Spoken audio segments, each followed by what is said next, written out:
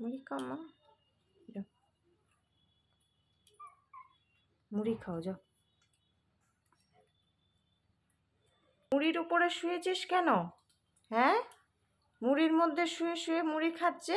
আর কেউ খাবে না? আর কেউ খাবে না? একাই খাবে তুমি? হ্যাঁ, উড়ি বাবা, কতগুলো মুড়ির উপরে শুয়েছে। খাও, সুন্দর করে খাও তো, সব খাবা পরিষ্কার করে।